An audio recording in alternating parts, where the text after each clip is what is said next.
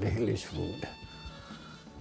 And eventually we moved out, you know, and Queens Avenue in 1945. We were down there for, what, 13 years?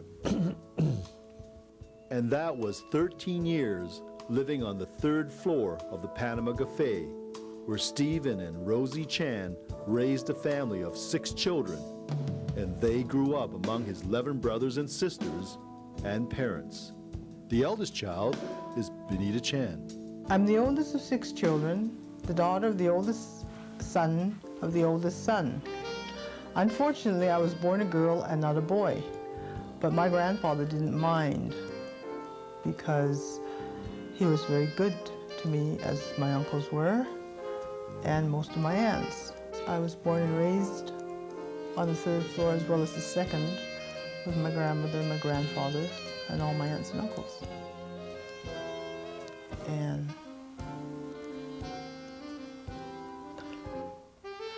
And my mom used to do the cooking for 14 people, as well as the washing for 14 adults, as well as myself. And my granny taught me how to sew, because by then my sister had come along and Mom was too busy with the baby, and my grandmother taught me a lot. So you could say I had really like 2 mothers instead of a mother and a grandmother, because she was still fairly young. I wouldn't recommend it for everybody to live above the place of business when you're young. But in the mid-30s, it was different. The whole city was different. I mean, Grandpa knew all the policemen by heart, their names, and the firemen, and everybody else in the city. Besides her large immediate family, Benita Chan came to know others who also lived in the Panama Cafe. Jessie Chan married her uncle, Alan. When we were living on the 2nd floor, we was very comfortable with Mother Chan and some members of the family. It was quite large in the 2nd. There's about how many rooms? At least 5 rooms, 5 bedrooms and a big kitchen, and 2 lavatories, and we just live above the restaurant, which is very convenient to go down to work. There's a couple of brothers living upstairs too at that time. They weren't married except for me. I'm married to a number 5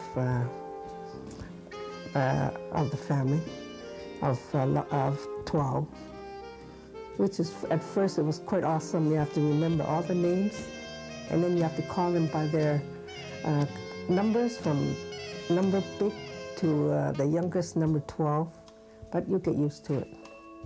Philip Chan's wife, Leah, also came to live with her in-laws, but she never felt confined. I didn't find anything extraordinarily bad or extraordinarily good, but there's lots of room there. And wintertime is really, really cold. While it might be cold in the winter in Victoria, British Columbia, there was always plenty of food. Benita Chan remembers how it was. Well, when I was little, going to school, Grandpa would have the 2nd cook make my lunch for me. And there used to be either 2 or 3 sandwiches. And it was always meat, ham, beef, maybe cheese, dessert, and a fruit. But I never ate it because I always had to eat a big breakfast, which consisted of juice, porridge, egg, bacon, toast. So a 6-year-old can't really stomach all that. And I used to swap my sandwiches at school, and I used to bring the other sandwiches back in my lunch bag or my lunch pail. And this went on for a while, and one day Grandpa Chan said to the cook, "Why are you feeding my granddaughter peanut butter and jelly?" And the cook said, "I don't." He's like, "Give her the sandwiches that we make, like for the workers that used to get their lunches." And it was beef and ham and cheese, a piece of pie, and an apple. Of course, my dad says now that I wasn't smart enough to throw it away. But Granny Chan said, you couldn't waste food because think of all those poor kids in China. And I used to think, well, what has that got to do with me here in Canada? For Jessie Chan, life at the Panama Cafe was a place to learn and grow. Father Chan was down there making bread, so he showed me how to make bread and that, you know, the first, how to roll it and that, and I find it very interesting. So I help him out a bit, and then after that I started helping Alan out.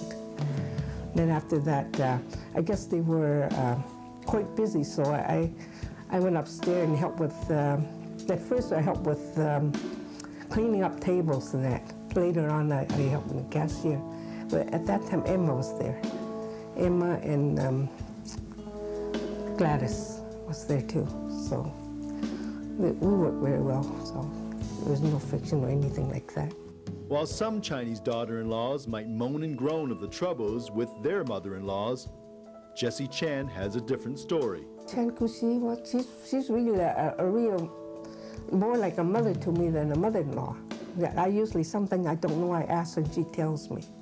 You know, and then when I have a very, not very much education at the time, so I wanted to go back to school when I was married, so I told Alan.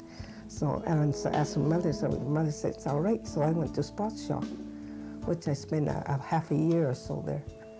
So I studied quite hard, you know, I practiced a lot. So when I took my exam, I passed for my civil service. So I got a job there after the restaurant was sold. Yes, I was in my 50s and I worked for the government 10 years. Exactly 10 years when I got my pension. Working for the government was an accomplishment for any Chinese.